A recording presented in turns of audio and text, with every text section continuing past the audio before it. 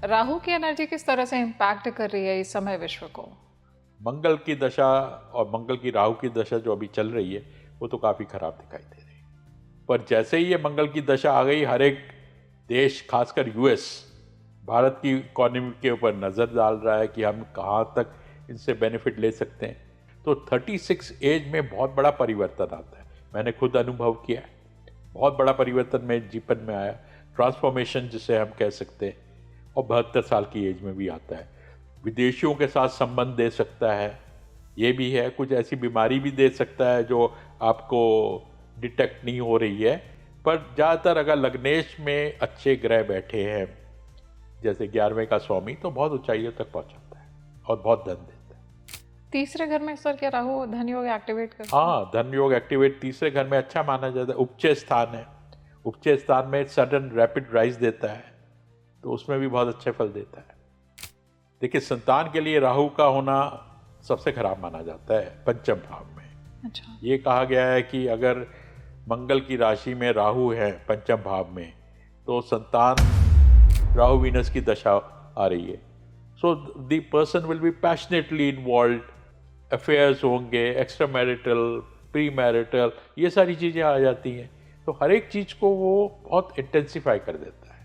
Sir Rahu हमारे पुराने जन्मों के कर्मों के हिसाब से ही फल देता है इस जन्म में? मैंने देखिए जितने बिलियनियर्स की कुंडलियां मुझे पता है, उसमें मैं 11वें घर में राहु देखा है मैंने। अच्छा। तो मैं कहूँगा 11वें घर का जो राहु है वो ये फल जरूर दे सकता है।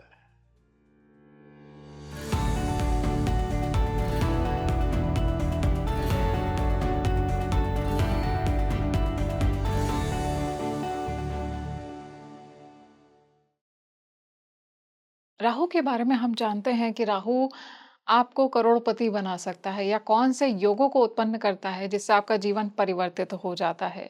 लेकिन क्या आपको पता है कि राहु की कुछ ऐसी अदृश्य शक्तियां भी हैं जो अगर आपके जीवन में आ गई, राहु का इम्पैक्ट आपके जीवन में आ गया, तो आपकी लाइफ पलट जाएगी, पूरी तरह से बदल जाएगी। ऐसा क्यों होता है कि एक उम्र के बाद आपकी लाइफ में ट्रमेंडस चेंज आता है? कब आपकी लाइफ में वो चेंज आपको देखने को मिलेगा? और अगर राहु आपकी कुंडली में बैठा हुआ है तो क्या कुछ प्रभाव आपके जीवन में डालने वाला है? कहीं आप वो नेक्स्ट इंसान तो नहीं जो सत्ताधीश बन सकते हैं? या फिर कौन से योग राहु आपकी कुंडली में एक्टिवेट कर रहा है जिससे आपके पास पैसा और पावर दोनों आ सकता है?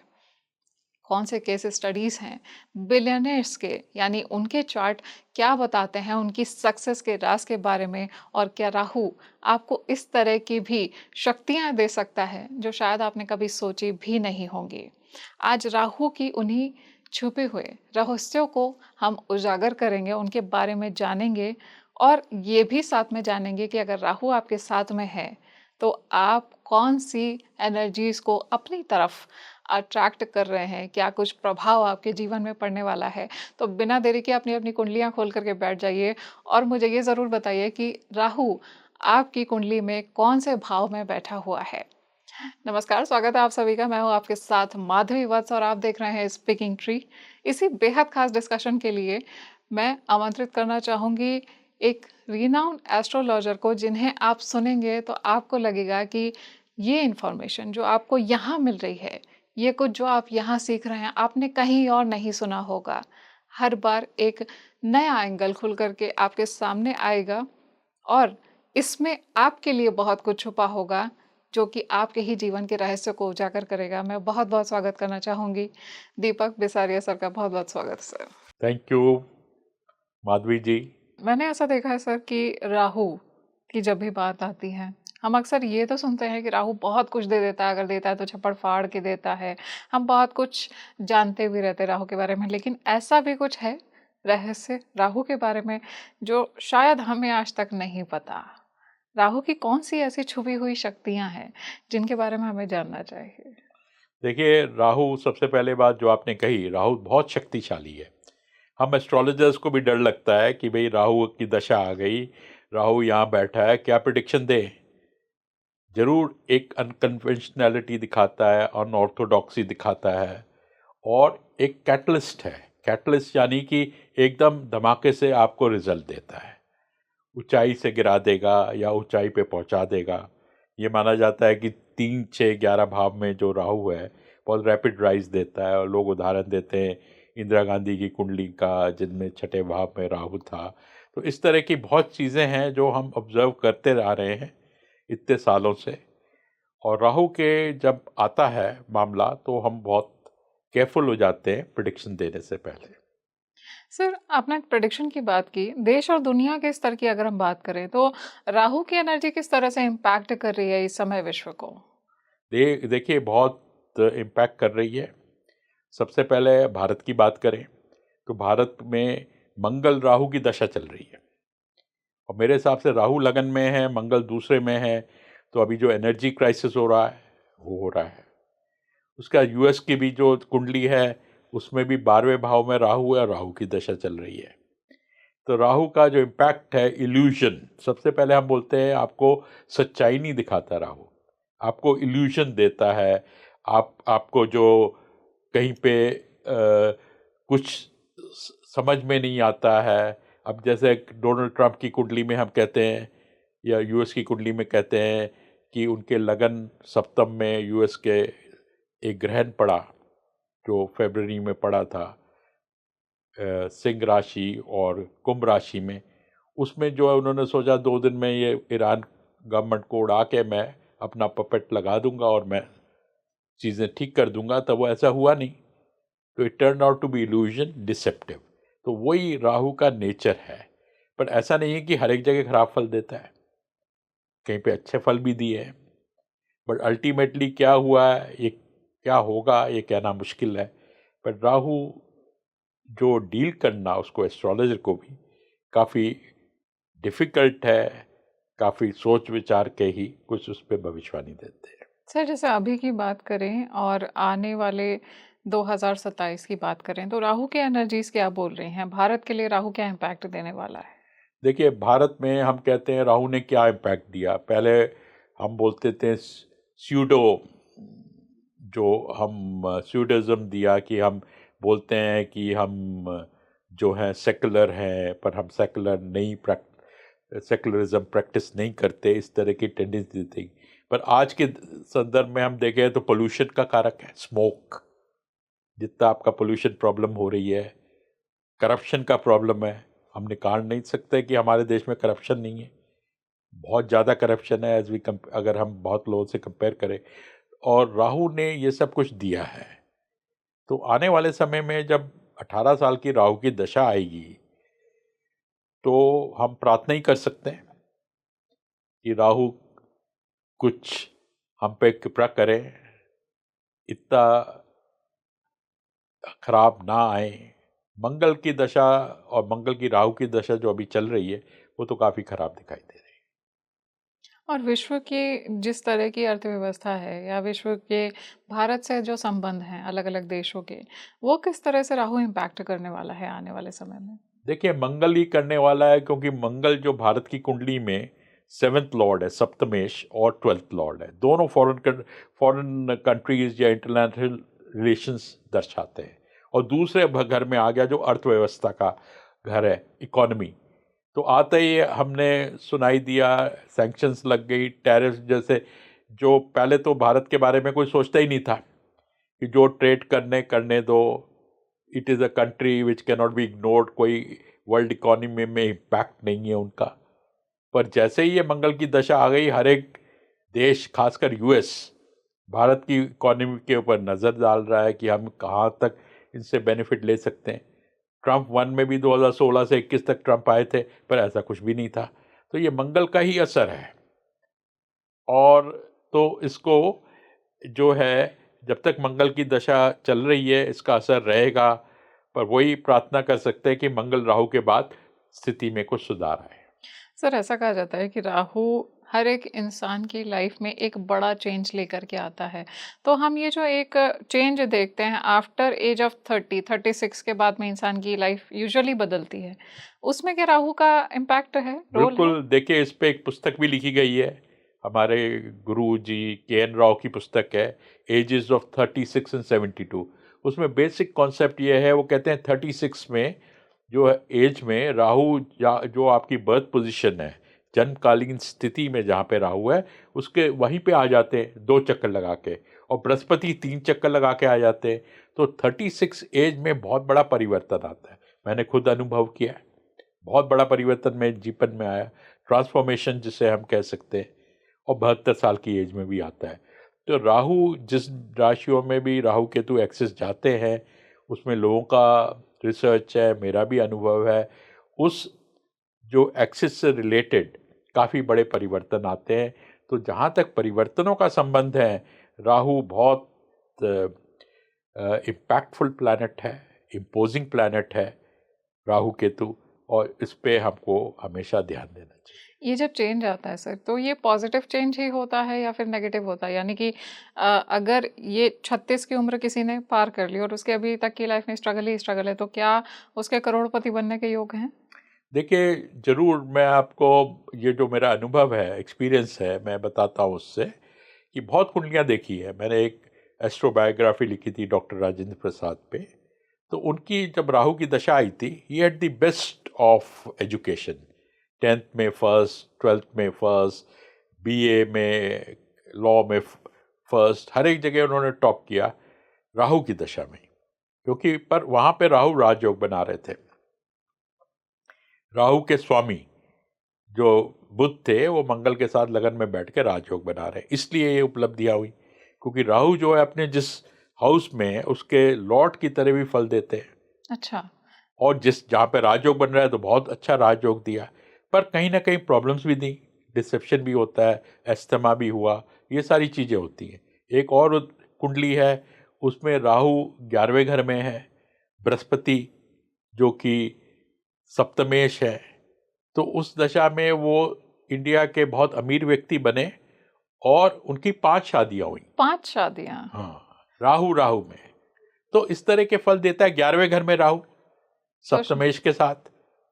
तो इस तरह से एक कैटलिस्ट की तरह एक्ट करता है, और एकदम फल जो है मिलते हैं। तो अगर आपका कहना गलत नहीं है कि करोड़पति भी बना सकता है, रैग्स टू रिचेस स्टोरीज आती हैं, तो वो सारा राहु का में उसका योगदान, अगर राहु इन घरों में, खासकर 11वें में, दूसरे में, इनमें आ जाते हैं, तो इसमें करोड़पति बनना कोई मतलब ऐसा बात नहीं है कि नहीं हो सकता, काफ़ी पॉसिबिलिटी है।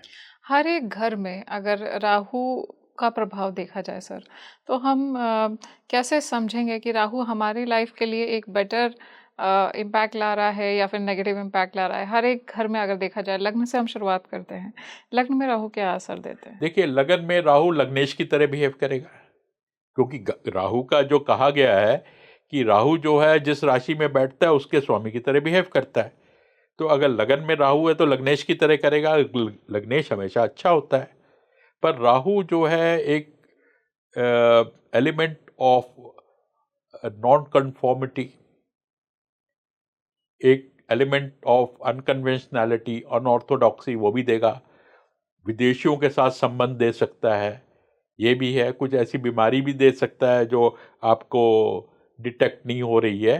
पर ज़्यादातर अगर लग्नेश में अच्छे ग्रह बैठे हैं, जैसे 11वें का स्वामी, तो बहुत ऊंचाइयों तक पहुंचाता है और बहुत धन देता है। दूसरे भाव में जब राहु होता है सर, तो वो वहां पर किस तरह के इम्पैक्ट आते हैं?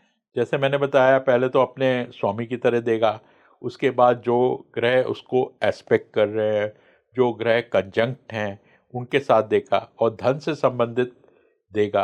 पर यहाँ पे राहु जो है मारक तत्व भी आ जाएगा, क्योंकि सेकंड लॉर्ड जो होता है मारक भी होता है। तो अब इसमें देश काल पात्र लगाना पड़ेगा। अगर एडवांस एज में राहु की दशा आती है, तो बीमारी भी दे सकता है, सांस की बीमारी देता है, जैसे कहा गया है। तो ये सारी चीज़ें, और एक ऐसी बीमारी भी दे सकता है जहाँ पे आपको ड्रग्स गलत मिल जाएं, या आपका डायग्नोसिस जो है वो गलत हो रहा है। तो वो सारी चीज़ें राहु के कैरेक्टर में हैं, और उस तरह के फल देखे गए हैं। तीसरे घर में सर क्या राहु धन योग एक्टिवेट करता है? हाँ, धन योग एक्टिवेट तीसरे घर में अच्छा माना जाता है। उपचय स्थान है, उपचय स्थान में सडन रैपिड राइज देता है, तो उसमें भी बहुत अच्छे फल देता है।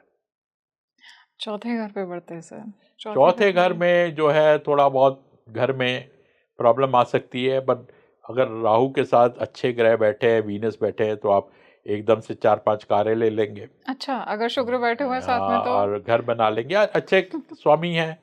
मंगल बृहस्पति की दृष्टि आ रही है चौथे घर में, तो इस तरह के स्थिति बनेंगे, 4-5 घर हो जाएंगे, कारें हो जाएंगी। तो इस तरह के फल भी देते हैं राहु एकदम से अचानक।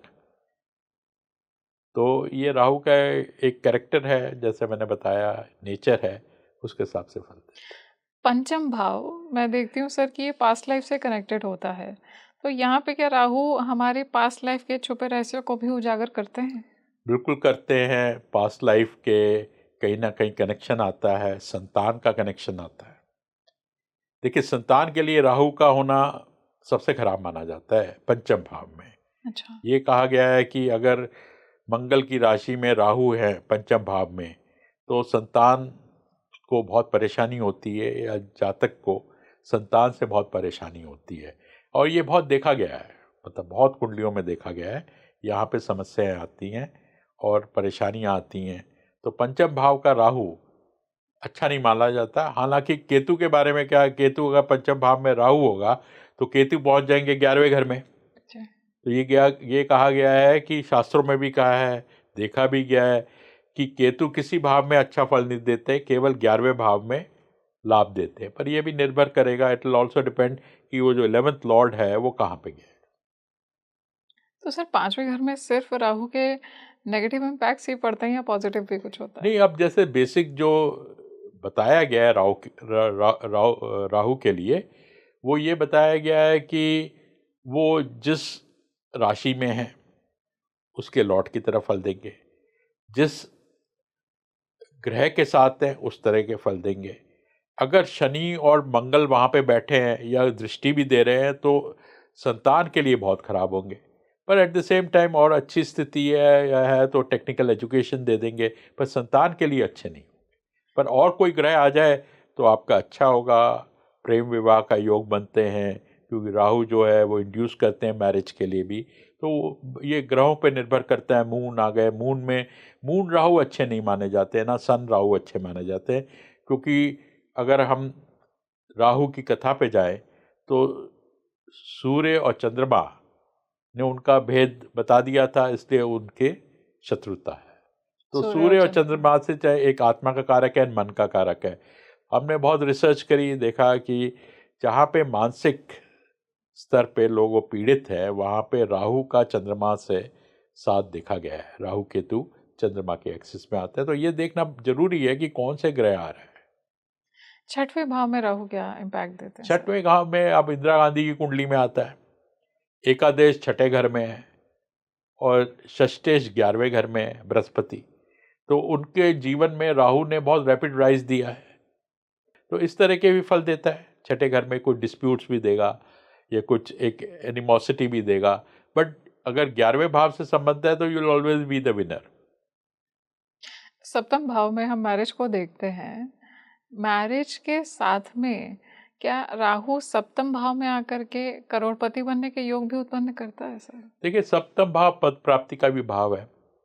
अगेन वो उसमें यही आ जाता है किन ग्रहों के साथ है और किन ग्रहों से दृष्ट है।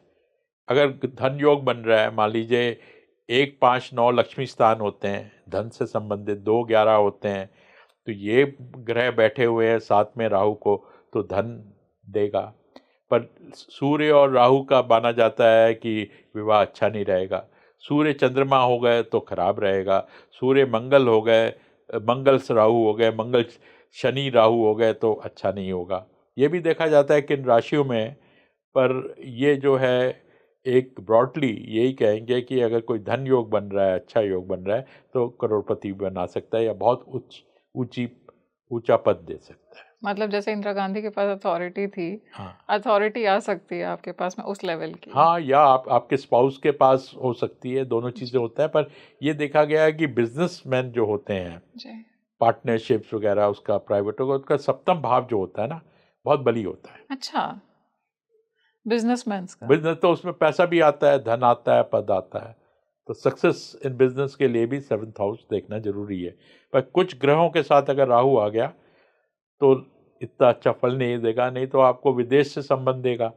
आज तो बहुत ही या कोई एमएनसी ज्वाइन कर लिया, या विदेश में एक्सपोर्ट इंपोर्ट कर रहे हैं, या इस विदेश में आ जा रहे हैं, या टूरिज़्म, ये सारी चीज़ें भी बहुत पॉसिबल, अपना इंडिपेंडेंट काम करना।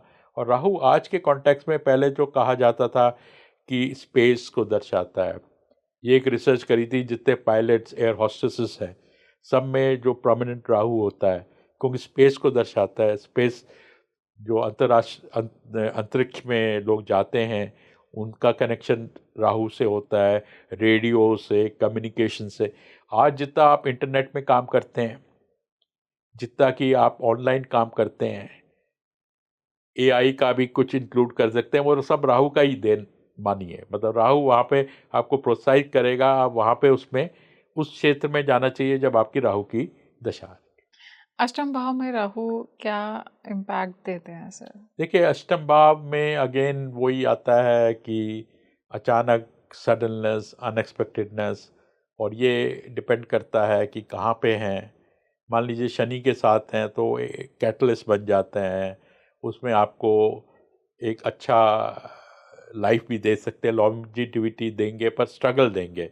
पर राहु का ये भी है कि जो है वो डिसेप्टिव भी है, और 8th हाउस में जो है सीक्रेसी ज़्यादा रखी जाती है, जहाँ 5th हाउस या 7th 8th हाउस का मतलब जो आप कर रहे हैं वो छिपा रहता है, या छिपाने की कोशिश करते हैं 8th हाउस में, वो भी आ जाता है। तो राहु वहाँ पे जो है डिसेप्शन में भी आ जाएगा उसका रोल, और अगर किन ग्रहों के साथ है वो भी निर्भर करता है। नवम भाव में क्या नवम इम्पैक्ट? भाव का एक कैरेक्टरिस्टिक है आपका धर्म, righteousness, following the norms of the society. और चाइना की जो कुंडली हम बनाते हैं मकर लगन की, वहाँ पे 66 में राहु की दशा आई थी 18 साल की, और जैसे ही राहु की दशा आई थी, वहाँ पे इतना बड़ा रेवोल्यूशन हुआ था। सर 10वें भाव में क्या असर आता है राहु का, अगर राहु हमारे 10वें भाव में बैठा हुआ है? देखिए, 10वें भाव में जैसे मैंने उदाहरण दिया था आपको, राष्ट्रपति राजेंद्र प्रसाद जी के, उनके 10वें भाव में राहु है, बहुत अच्छे रिजल्ट दिए क्योंकि राजयोग बन रहा था। पर अगर वही मैंने कुंडलियाँ देखी हैं जहाँ पे जो है अष्टम भाव में चले गए, तो वहाँ पे क्या है, मानहानि भी हो रही है, स्कैंडल भी बन रहा है, सब तरह के एक फंस भी रहे हैं। तो ये डिपेंड करता है कि दशमेश कहाँ पे है और किन ग्रहों के साथ है। क्या राजयोग बना रहा है नवमेश के साथ, लग्नेश के साथ, पंचमेश के साथ, तो एक अच्छा राजयोग बन रहा है। 11वें में जा रहा है तो उपलब्धियां होंगी, पर कहीं ना कहीं स्कैम्स भी होंगे आपके, क्योंकि जो 11वें भाव को हम बोलते हैं ईवल हाउस या त्रिशडाय हाउस, तो वहाँ पे जो है कर्म से संबंधित चीज़ें अच्छी नहीं होंगी, इमोरलिटी आ जाएगी। तो इस तरह से देखा जाता है। 11वें भाव में राहु के इम्पैक्ट ज्यादातर नेगेटिव होते हैं या कुछ पॉजिटिव भी होता है? पॉजिटिव धन बहुत आता है एकदम से, अच्छा। बट ये है क्योंकि ईवल काम करता है व्यक्ति, काम भाव है, 3 7 11 काम भाव है, तो वहाँ पे आप मॉरलिटी अपनी कॉम्प्रोमाइज करते हैं। अगर नवम भाव लगन या दशम भाव से संबंधित होगा तो आप मॉरलिटी नहीं कॉम्प्रोमाइज करेंगे, पर 3 7 11 में करेंगे, काम भावों में करेंगे, तो आप मॉरलिटी अपनी या अर्थ भाव छठे भाव का भी आ जाएगा, तो भी आप मेहनत कर रहे हैं, कंपटीशन कर रहे हैं, पर वहाँ पे कहीं ना कहीं आप मॉरलिटी अपनी कॉम्प्रोमाइज कर रहे हैं। 12वें भाव में क्या 12वें इम्पैक्ट? भाव में देखिए व्यय भाव है, आजकल विदेश का भाव भी है। अब अमेरिका के 12वें भाव में राहु है, राहु की दशा चल रही है, तो अभी क्या है, सब जो प्लानिंग थी उनकी उलट पुलट हो रही है। जहाँ पे नहीं चाहते हुए वो वॉर में शामिल हो गए, इतनी दूर बदनामी हो रही है, तो वो सारे इस तरह के फल मिलते हैं। राहु की महादशा जब हमारे कुंडली में आती है, इंसान की लाइफ को, और मैं कहूँ कि उसके सोचने समझने की जो पावर है, डिसीजन मेकिंग एबिलिटी, उसको किस तरह से इम्पैक्ट करता है? इल्यूजन मतलब भ्रम। आपको जो आप जैसे एग्जाम्पल डोनाल्ड ट्रंप का इल्यूजन, आपने कुछ प्लान किया कि मैं 3 4 दिन में ये ईरान को साफ करके नोबेल प्राइज़ के लिए मेरे स्टेक हाई हो जाएंगे, मैं मतलब एलिजिबिलिटी हो जाएगी, मैं वो मिल जाएगा, पर सब डिस्टर्ब हो गए। तो इस तरह के जो फल है इल्यूजन, और ये सारी चीज़ें जिस भी ग्रह के साथ है उसको एक कैटलिस्ट, एक इंटेंसिफाई कर देता है। अब जैसे क्या है, वीनस राहु की, राहु वीनस की दशा आ रही है, so the person will be passionately involve, affairs होंगे, एक्स्ट्रा मैरिटल, प्री मैरिटल, ये सारी चीज़ें आ जाती हैं। तो हर एक चीज़ को वो बहुत इंटेंसिफाई कर देता है। अंगारा रोग कहते हैं, योग कहते हैं, अगर मंगल राहु आ जाए बहुत एग्रेसिव हो जाते हैं। तो इस तरह के जो है वो कैटलिस्ट बन के, और जैसे एक शनि, मैंने काफ़ी कुंडलियाँ देखी हैं जहाँ पे शनि के साथ आ गए। अब शनि वत राहु कहा गया है कि शनि की तरह फल देते हैं, पर जहाँ पे जो शनि का एक कैरेक्टर है, वैराग्य, लोनलीनेस, लोनर, स्पिरिचुअलिटी, अगर शनि के साथ आ गए, शनि अच्छी भी जगह बैठे हुए हैं, तो जातक क्या है कि जरूर मोक्ष प्राप्ति की तरफ जाएगा। अच्छा। वो राहु जो वर्ल्डली प्लेजर वाला है वो नहीं रहेगा, फिर वो शनि वाला बन जाएगा। तो राहु फिर मोक्ष प्राप्ति की तरफ आपको लेके चला जाएगा, स्पिरिचुअली बढ़ा हम देगा। स्पिरिचुअली बढ़ा देगा, वैराग योग और इंटेंस हो जाएगा। पर वही राहु शनि अगर पंचम भाव में आते हैं तो आपके बच्चे का जो के लिए बहुत कठिन सिद्ध होंगे। तो ये किस भाव में कहाँ पे इस तरह का फल आएगा। सर, राहु अगर राजयोग कहीं किसी की कुंडली में बन रहा हो, उत्पन्न हो रहा हो, तो राहु अगर साथ में आ जाते हैं तो इसको और ट्रिगर कर देते हैं, यानी कि आपकी लाइफ में धन वर्षा एकदम से होने लग जाएगी। जैसे हम कहते हैं कि रातों रात करोड़पति बन गए, उस तरह के योग को और ज़्यादा प्रबल कर देगा या फिर उल्टा इम्पैक्ट देंगे? नहीं, प्रबल कर देगा, डिपेंड करता है। जैसे मैंने बताया, बस बृहस्पति जो है और 11वें भाव जो है वो आपको एक तो ऊंचाई पे ले जाता है, बहुत धन प्राप्ति भी देता है, और राहु साथ में आ गया तो कैटलिस्ट करता है। पर ये निर्भर करता है कौन से भाव में। अगर धन से संबंधित भावों में है तो जरूर आपको करोड़पति बना सकता है। उसमें यह भी देखना हो, देखिए पूरा एक मेथोडोलॉजी जो है, हम कुंडली में भाव देखते हैं, भावेश देखते हैं, नवांश में उसकी स्थिति देखते हैं, दशा देखते हैं। तो एक पूरा का एक मेथोडोलॉजी को फॉलो करते हुए हम प्रेडिक्शन देते हैं, वो करना चाहिए। पर अगर एक चीज़ के लिए धन भाव के स्वामियों के साथ या धन भाव में राहु जब आ जाए तो एक कैटलिस्ट बन के एकदम से उपलब्धियां दे सकते हैं। सर, राहु कहा जाता है कि इंसान की लाइफ में एक अचानक से चेंज ला देता है। किस तरह के चेंज होते हैं वो? पॉजिटिव होते हैं, नेगेटिव होते हैं? देखिए, एक तो राहु की दशा में चेंज आते हैं, डिपेंड करता है कहाँ पे है, कैसा है, किन ग्रहों से दृष्ट है, किन ग्रहों से युक्त है, कंजंक्शन, एस्पेक्ट, ये सारी चीज़ें देते हैं। दूसरा, ट्रांजिटिंग राहु है, जैसे आजकल लियो एक्वेरियस में चल रहे हैं, तो जहाँ पे राहु केतु जाएंगे वहाँ पे इक्लिप्स भी होंगे। तो इक्लिप्स के बारे में भी क्या है, बड़े बड़े चेंजेस हो जाते हैं। अब ये कहा गया है कि महात्मा गांधी के मंगल के ऊपर इक्लिप्स पड़ा तो उनको शूट कर दिया गया अच्छा। असैसिनेशन के लिए। इसी तरह से जो इक्लिप्स होते हैं वो मेजर चेंजेस लाते हैं। तो आपको देखना है किस भाव में राहु केतु ट्रांजिट में आए हैं, उसमें कौन से ग्रह हैं, किन भाव के स्वामी हैं, किन भाव के एस्पेक्ट आ रहा है किन ग्रहों का, और किस भाव में, जैसे चौथे दशम में है तो करियर से रिलेटेड होगा, 5वें 11 से है तो लाभ भी हो सकता है, बच्चों के लिए भी अच्छा नहीं हो सकता है या अच्छा हो सकता है। तो इस तरह से चीज़ें जो हर एक जो डेढ़ साल बाद, हर एक 1.5 साल बाद जो एक्सेस राहु केतु का आता है, वो उस भाव से संबंधित जो है मेजर चेंजेस लेके आता है। सर, राहु हमारे पुराने जन्मों के कर्मों के हिसाब से ही फल देता है इस जन्म में, या फिर कुछ ड्रास्टिकली नया भी हमारी किस्मत को अनलॉक कर सकता है एक अलग तरीके से? ऐसा दे देगा जो हमारी शायद किस्मत में भी ना हो? देखिए, जो सबसे पहले कहा गया है कि शनिवत राहु, तो शनि तो है चेंज वाले। जी। शनि का जब जब जिस राशि में आते हैं तो उस राशि में काफ़ी चेंज आ जाता है। तो शनि की तरह राहु भी चलते हैं, राहु केतु एक्सेस भी आ गई, राहु भी आ जाते हैं।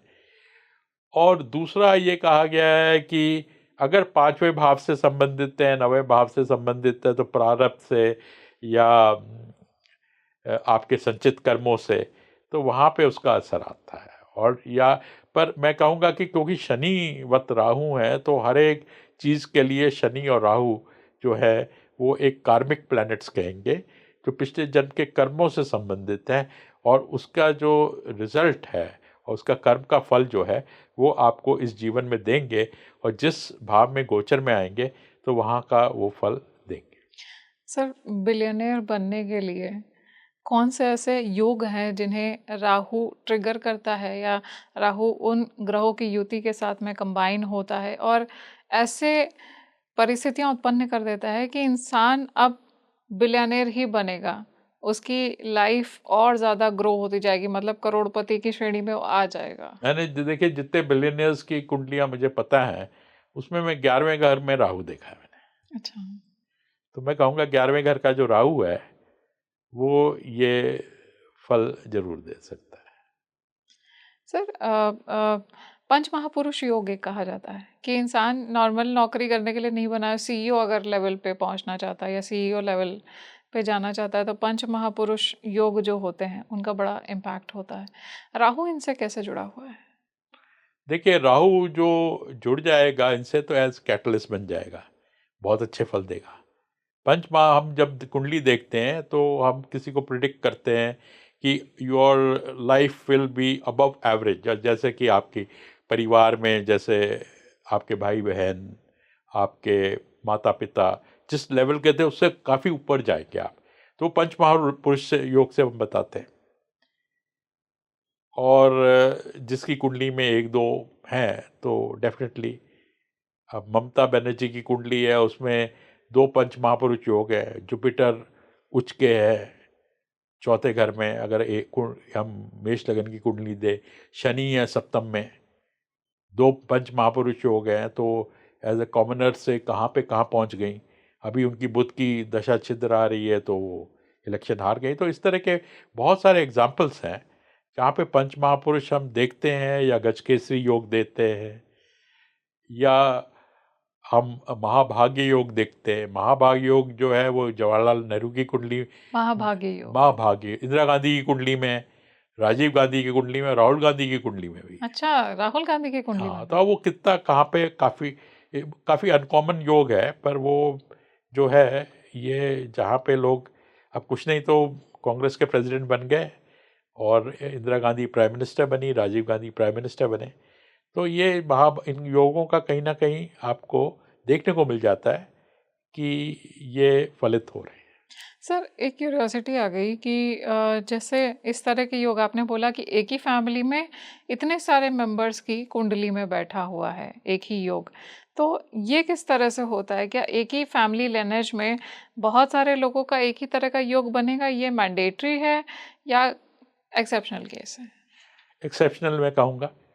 अब कितने लोग होते हैं जो डायनेस्टिक रूल होता है, मतलब माता भी, ग्रैंडफादर भी, और सब प्राइम मिनिस्टर बने, तो ये एक्सेप्शनल होता है। तो ये डेस्टिनी दिखाता है। अब जैसे पहले शास्त्रों में जो योग लिखे हैं, राजयोग, उसमें सब में लिखा है कि राजा जरूर बनेगा। अगर ये ग्रह यहाँ बैठा है लगन में, शुभ ग्रह देख रहा है, फिर भी राजा बन जाएगा। तो वो क्या होता था, जो कोर्ट एस्ट्रोलॉजर होता था किसी राज दरबार में, जो जैसे वरामीर थे, वो विक्रमादित्य के राज्य में नवरत्नों में से एक थे एस्ट्रोलॉजर, जिनको हर एक चीज़ के लिए कंसल्ट किया जाता था। अर्थशास्त्री भी थे, आपका फाइनेंशियल कोई पॉलिसी डिसीजन लेना है, या डिफेंस में कहाँ से अटैक करना है, क्या है, तो एस्ट्रोलॉजर को कंसल्ट किया जाता था। तो वो इन्होंने पुस्तकें लिखी हैं कि ये राजा का लड़का राजा बना क्या, नहीं तो सारे के सारे योग वो डाले हुए हैं। तो ये राजयोग जो हैं वो वहाँ से आए हैं कि राजयोग क्या पॉसिबिलिटीज़ है, कि ऐसे भी कुछ योग हैं जो राजयोग देते हैं।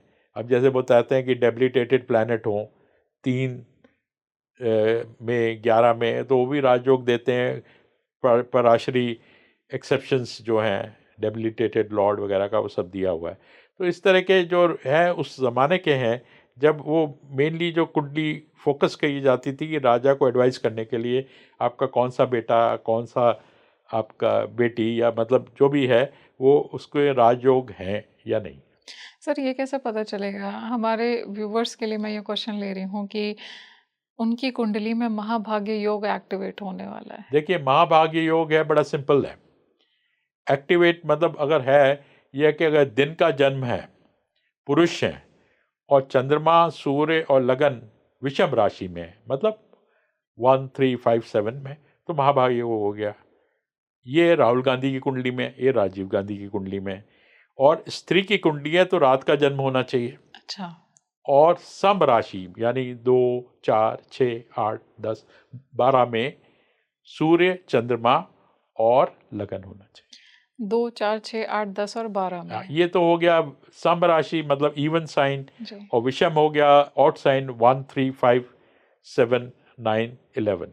तो मेल है तो ऑड साइन में दिखेगा, और और अगर दिन का फीमेल है जन्म तो होना चाहिए, एक और दिन का कंडीशन। जन्म होना चाहिए। और फीमेल है तो रात का जन्म रात का होना जन्म चाहिए होना और चाहिए, इवन साइन में होना इवन चाहिए। साइन में होना चाहिए। सर, राहु क्या हमारी जो पिछले जन्म की सिद्धियां होती हैं उनको भी उजागर करता है इस जन्म में? नहीं, मैंने जैसे बताया पंचम भाव में है तो जरूर पिछले जन्म के कर्मों का फल देगा वो आपका, चाहे संतान के लिए भारी होगा, चाहे विवाह के लिए भारी होगा, चाहे मानसिकता के भारी होगा, तो पिछले जन्म का जरूर कनेक्ट आता है। और ये देखा गया है सूर्य के साथ है तो कहीं ना कहीं अध्यात्म के जीवन के लिए भी परेशान करता है। अब जैसे हमारे जो योग दिए गए हैं जहाँ पे ये बताया गया है कि चाइल्डलेसनेस पे या मिसहैप्स टू चिल्ड्रन या प्रॉब्लम टू द चाइल्ड में सारे के सारे जो योग दिए हुए हैं वो कर्सेस के योग दिए हैं। अच्छा। कि अगर सूर्य पीड़ित है राहु से या और किसी ग्रह से तो आपका कर्स है पिछले जन्म के पिता का। अगर चंद्रमा पीड़ित है तो आपका कर्स है वे जिसके कारण आप सफ़र कर रहे हैं ऑन अकाउंट ऑफ चिल्ड्रन, पिछले जन्म की माता का है। शुक्र का है तो पिछले जन्म की पति या पत्नी का है। शनि का है तो पिछले जन्म में जो आपके सबॉर्डिनेट या नौकर थे उसका है। बृहस्पति का है तो गुरु का श्राप है। तो ये श्राप बहुत जगह दिए गए। This is clearly link to the past life karmas, और ये बहुत विस्तार से हमारे शास्त्रों में दिए गए हैं। एंड स्पेशली जो जहाँ पे चिल्ड्रन का, क्योंकि वो बहुत ज़रूरी होता था एक हाउस होल्डर के लिए कि पता लगाना कि भाई इसका वंश आगे चलेगा कि नहीं, संतान होगी कि नहीं। अगर नहीं हो रही है तो किस कारण से नहीं हो रही है, कौन सा कर्म इन्होंने पिछले जन्म में किया था जिसे, और किसने श्राप दिया था। तो उसके जो कर्म सुधार करने का, कर्म को सुधारने का एक अपॉर्चुनिटी इस लाइफ में आती है। तो ये भी पता चल जाएगा कि पिछले जन्म में आपने कौन सा कर्म किया था हाँ, वो आता है। और क्या उसका रिजल्ट पड़ा हाँ, आज। एक पुस्तक है कर्म सिद्धांत पुस्तक, नाम मुझे ठीक से याद नहीं आ रहा है। उसमें आपके नक्षत्र के पद के अनुसार पूरा का पूरा आ रहा है कि आपने पिछले जन्म में क्या किया था और उसका क्या निवारण होना चाहिए। सर, राहु का असर क्या इंसान के पैदा होते ही शुरू हो जाता है? देखिए, ये देखा गया है कि अगर आपके लगन में राहु है तो बहुत सारी दशाएं लगन से उत्पन्न आती हैं, तो तब हो रहा है। या कौन सी दशा आप में भी चंद्रमा राहु के नक्षत्र में है तो आपको राहु की दशा मिलेगी, तो तब जन्म से ज़्यादा उसका प्रभाव होगा। पर जिस समय भी उसकी दशा आएगी उस समय उसका प्रभाव अधिक हो जाएगा। सर, मैंने ये देखा है कि राहु की पूजा भी की जाती है। जो लोग राहु की पूजा करते हैं उनका क्या इम्पैक्ट पड़ता है उन पर राहु का? क्या कोई अगर दोष है तो वो भी निवारण हो जाएगा उसका? देखिए, राहु के नाम से जितने बड़े फ्रॉड हो रहे हैं उतने किसी नाम पे नहीं हो रहे हैं। अब जैसे आपको पता है साउथ इंडिया में तिरुपति मंदिर में जाइए तो वहाँ पे एक काउंटर लगा होता है कि राहु को निवारण के लिए पूजा हो रही है। और मुझे पता है कि यहाँ पे आजकल इंटरनेट में पूरे हमारे भारतीय दुनिया के हर एक कोने में है, तो उनको बताया जाता है कि यहाँ पे यज्ञ हो रहा है राहु को शांत करने के लिए, तो वो डॉलर्स भेज देते हैं ऑनलाइन कि हमारा नाम भी आ जाए, हमारा राहु शांत हो जाए। पर यह है कि जब तक आप खुद राहु के मंत्र बताए गए हैं, केतु के मंत्र बताए गए हैं शास्त्रों में, वो जब तक प्रोपिएशन उपाय ना करें मेरे ख्याल से जब तक कोई फ़ायदा नहीं है। और राहु के मंदिर भी बने हैं, काल सर्प दोष का भय भी है बहुत तरह का, पर ये कोई बेसिस नहीं है इसका। काल सर्पदोष में राहु कितना इम्पैक्टफुल होता है सर? देखिए, सबसे पहले तो ये हम कहते हैं कि कालसर्प दोष किसी ग्रंथ में नहीं लिखा गया है। दिस इज बीन क्रिएटेड जी। क्रिएटेड टू स्केयर पीपल, कि वो आपको डर के मारे आपको राहु का प्रोपिशन कराएं और पैसा कमाएं।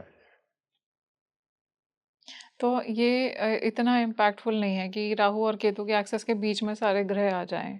नहीं, वो इम्पैक्टफुल नहीं है। हम बात करें राहु कहाँ पे है, किन ग्रहों के साथ है, और राहु का मंत्र जाप करिए। कोई अगर इस इंटेंशन से राहु की पूजा कर रहा है कि उसको धन की प्राप्ति हो जाए, तो वो क्या कितने हद तक वो चीज़ असर दिखाएगी? क्या सच में अगर राहु की कोई पूजा अर्चना कर रहा है तो उसको धन की प्राप्ति हो सकती है? देखिए, हम लोग जो वर्ड यूज करते हैं ग्रहों को शांत करना, उग्र हो गए, या मतलब उग्र स्वभाव ना हो, शांत स्वभाव हो, पर जहाँ पे अगर 11वें भाव में तो देंगे, और ग्रहों की शांति जो हम मंत्र जाप करते हैं उसमें ग्रह शांति ही होता है। ये नहीं कि हम मांगते हैं कि हमको करोड़ों रुपए दें। तो जो सिस्टम बना है वो यही है कि जब आप ग्रहों की शांति के लिए कुछ प्रार्थना करते हैं तो कर्म भी अच्छे करना चाहिए, जैसे दुआ, दान, ये कर्म अच्छे हैं, प्रार्थना। तो इससे ग्रह शांत होते हैं। ये नहीं कि आपको करोड़पति बना देंगे, पर अगर आपकी डेस्टिनी में है करोड़पति बनना राहु के कारण 11वें भाव में, तो आप जरूर बनेंगे। अब उसमें अशांत होके बनेंगे, शांत होके बनेंगे, अगर प्रार्थना कर ले तो शांत होते हुए भी आपको सफलता मिलती है। राहु वरदान भी देते हैं सर? वरदान का तो पर मैंने जैसे बोला डेस्टिनी से लिंक्ड है, क्योंकि शनि के तरह है, और ये अक्सर देखा गया है कि जब जब राहु किसी राशि में प्रवेश करते हैं या किसी राशि एक्सिस पे आ जाते हैं तो एक परिवर्तन देखा गया है। सर ऐसा कहा जाता है कि राहु लॉटरी लक एक्टिवेट कर देता है। हम देखते हैं कि जैसे कोई इंसान एकदम बुरी अवस्था में है कि इस हद तक की नौबत है कि अपनी फैमिली को भी फीड नहीं कर पा रहा है, और अचानक से उसकी लाइफ में ऐसा परिवर्तन आ जाता है कि उसकी भाग्य खुल जाते हैं, उसके पास लाखों रुपए आ जाते हैं। ये किस तरह से होता है? राहु कैसे ये देता है? देखिए, सबसे पहले चीज़ ये है, कैटलिस्ट है। तो बहुत जो असरदायक, मतलब रिजल्ट दैट इज फेल्ट, अचानक शनि की क्वालिटीज़ हैं, राहु की क्वालिटी है, ये सारी चीज़ें देता है। तो अचानक सडननेस, अनएक्सपेक्टेडनेस वहाँ से आती है राहु की। ये कैसे पता चलेगा सर, राहु अगर धन दे रहा है तो वो धन स्थिर है, टिकेगा या नहीं टिकेगा? वो ये है, डिपेंड करता है कि वो अ, एक तो 11वें भाव से कनेक्टेड है, और 11वें भाव का स्वामी कहाँ पे है। अगर 11वें भाव का स्वामी अष्टम भाव में चला गया या 12वें में चला गया, तो क्या है कि जो धन देगा वो निकल जाएगा। पर अगर 11वें भाव में स्थिर है या कोई अच्छे भाव में, दशम भाव में चला गया, तो आपके पास धन रहेगा। अगर दशम भाव में चला गया तो धन रहेगा, अच्छे भाव में अगर चला गया। केंद्र में चला गया, अच्छा रहे। सर राहु किस तरह से हमारी फैमिली को इम्पैक्ट करता है? क्या राहु, हमारा अक्सर ध्यान रहता है कि राहु हमें क्या दे रहा है, फैमिली को भी क्या? अगर किसी की लाइफ में धन योग एक्टिवेट हो गया तो राहु की वजह से फैमिली को भी प्रॉस्पेरिटी मिलती है? देखिए, वो मिलती है, डिपेंड करता है कि कौन से 4th हाउस में आपके कौन से ग्रह हैं, क्या है, और तो उसके अनुसार जो है वो कह सकते हैं कि फैमिली बेनिफिट करेगी कि नहीं। कुटुंब भाव में जा रहा है, दूसरे भाव में, 4th हाउस में जा रहा है, तो वहाँ पे फैमिली बेनिफिट कर सकती है। सर मैंने ये देखा है कि पुराणों में कहा गया है कि राहु को अमरता प्राप्त है। ये क्या वजह है इसके पीछे?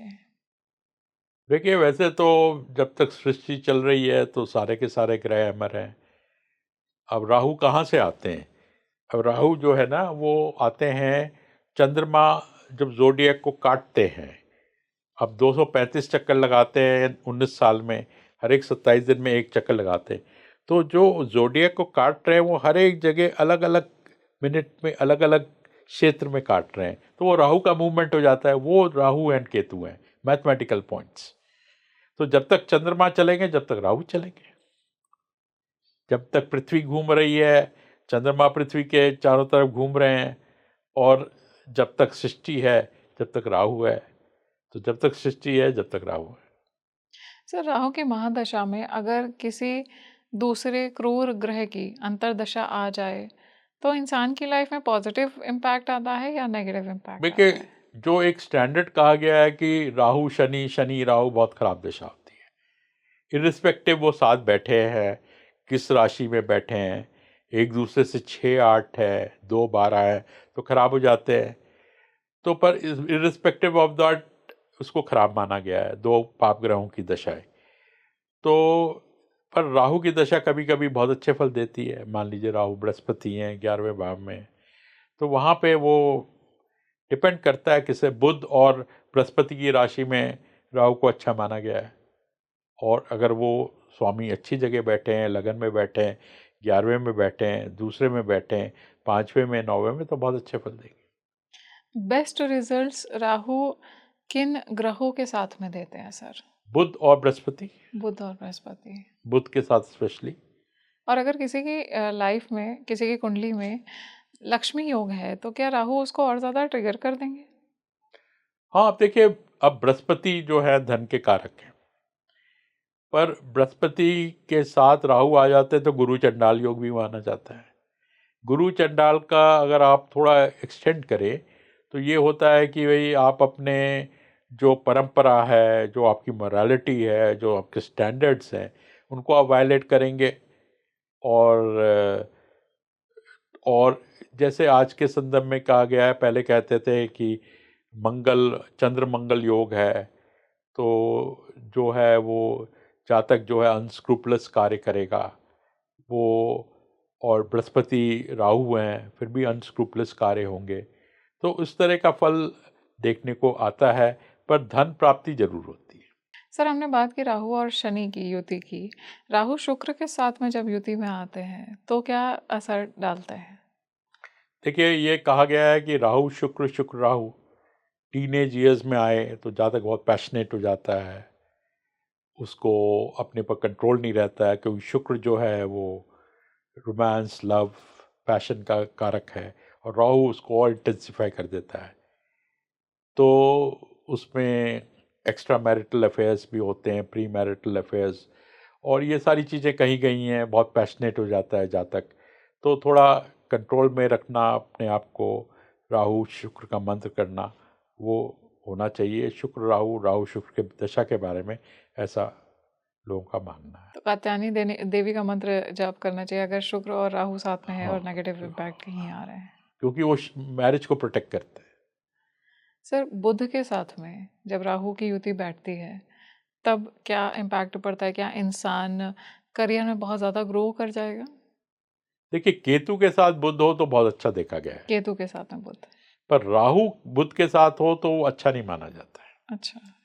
वो थोड़ा उसको इल्यूशन और तो थोड़ा मतलब बिहेवियर में कुछ प्रॉब्लम दे सकता है। राहु कॉन्फिडेंस भी बूस्ट करता है क्या सर? इल्यूशन होता है तो कॉन्फिडेंस तो नहीं होता है, मतलब आदमी डिबेट करता रहता है, मुझे करना चाहिए, नहीं करना चाहिए। वो ड्राइव करता है राहु उसको, मतलब ओवर ड्राइव जैसे कहते हैं ना, टॉप गियर में चलाना, चाहे शुक्र हो, चाहे बुध हो, चाहे बृहस्पति हो, तो वो उस तरह का एक तरह से टेंडेंसीज आ जाती हैं। सर, मैंने यूजुअली देखा है कि जो हाईली इवॉल्व सोल्स होती हैं, दिव्य आत्माएं जिन्हें बोलते हैं, उनके ऊपर ग्रहों का इतना इम्पैक्ट नहीं पड़ता है। तो क्या राहु का इम्पैक्ट उनके ऊपर नहीं पड़ता है?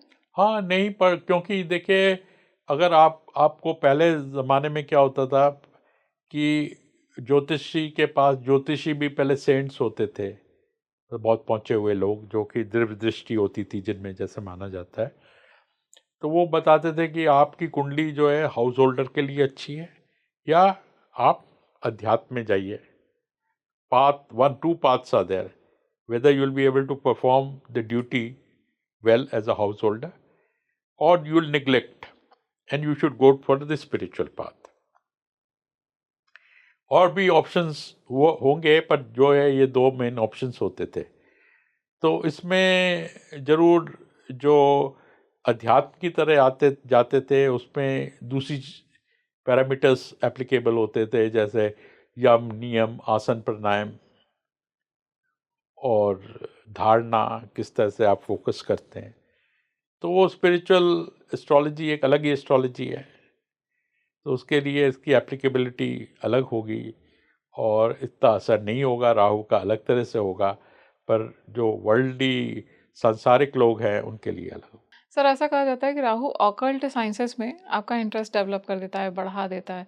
तो अगर आप ऑकल्ट साइंसेस में चले गए, वहाँ पर आपको क्या बहुत ज़्यादा ग्रोथ मिलती है? अगर ऑकल्ट साइंसेस की बात करें तो? देखिए, ये निर्भर करता है कि राहु कहाँ पे है, लगन में है, नवम में, पंचम में है। तो अब जैसे तंत्र मंत्र भी पंचम भाव से देखा जाता है, ऑकल्ट साइंस 8th हाउस से भी देखा जाता है, ज्योतिष भी देखा जाता है। तो अगर यहाँ पे हैं and you are a spiritual person, तो ये आपको बढ़ावा देंगे। तो अगर कोई जैसे देवी साधना कर रहा है, उसमें भी उसको सफलता मिल जाएगी, राहु बढ़ा देंगे हाँ, उसकी? और उसमें भी केतु का ज़्यादा मोक्ष कारक केतु माने जाते हैं। ये माना जाता है कि राहु जो है सांसारिक प्लैनेट हैं, वर्ल्डली अफेयर्स में जाते हैं, और स्पिरिचुअलिटी के लिए केतु देखे जाते हैं। हमारा जो चक्रा है, क्या चक्रा पर भी राहु का इम्पैक्ट पड़ता है सर? नहीं, डेफिनेटली चक्रा पे सारे ग्रहों का पड़ता है। जो चक्रास हैं आपके, मूल चक्र या जो भी है, तो उसमें भी अलग अलग जो प्रैक्टिस की जाती है, उसमें राहु केतु का इम्पैक्ट तो सब जगह आएगा, क्योंकि ये एक नवग्रहों में से एक है, बहुत इम्पोर्टेंट ग्रह हैं, चेंजेस लाते हैं। सर राहु क्या कुछ ऐसी पावर्स भी हमको दे देता है, जिनको शायद हम सोच भी नहीं सकते हैं?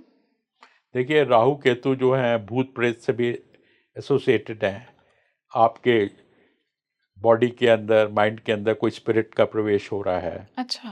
किसी ने आपके ऊपर तांत्रिक कोई एक्टिविटी चल रही है, उसको भी एक्सेप्ट कर लेते हैं। तो वो उसके लिए मंत्र जाप होता है, हनुमान चालीसा वगैरह जो होता है वो होता है। पर राहु केतु की दशा में ये भी देखा गया है काफ़ी, तो इससे भी इंट्यूशन आ जाता है। इंट्यूशन भी देता है? हाँ, और इंस्टिंक्ट्स देता है कुछ, मतलब आपको, क्योंकि ये अंतरिक्ष कॉस्मोस से कनेक्शन देता है आपका। तो ये सर इसको इंटेंसिफाई कर देता है इंट्यूशन को, या पैदा करता है? पैदा करता है, अगर आपको पहले नहीं है, अगर पहले से है तो और इंटेंसिफाई करेगा, अगर नहीं है तो आपको ये शक्ति दे देगा दे देगा। इंट्यूशन की? कुछ जैसे तांत्रिक जो लोग होते हैं, वो रात को अंधेरे में कुछ जाके शमशान घाट में वगैरह तांत्रिक मंत्र करते हैं, तो उनके राहु की दशा में, केतु की दशा में वो शक्तियाँ, ऐसा माना जाता है, बढ़ जाती हैं। तो सर डिवाइन पावर्स का इम्पैक्ट भी राहु इंटेंसिफाई करता पर है क्या? देखिए, असुर है राहु, असुर है। तो it may the negative energies that you are inviting, तो नेगेटिव एनर्जीज को ज्यादा पुल करेगा। पुल करें। देखिए राहु एक छाया ग्रह है, लेकिन क्या आपको पता है कि राहु को अमृतत्व हासिल है? यानी कि राहु आपकी लाइफ में इस तरह के चेंजेस लेकर के आता है जो बहुत ही ड्रास्टिक होते हैं, बहुत ही सडन होते हैं और बहुत ही बड़े इम्पैक्ट डालते हैं। वो किस तरह की प्लेसमेंट्स होती हैं राहु की, जो आपकी लाइफ में धन लेकर के आती हैं और आपको शायद इस तरह की शक्तियाँ भी देती हैं जिन्हें आपने कभी सोचा नहीं होता है।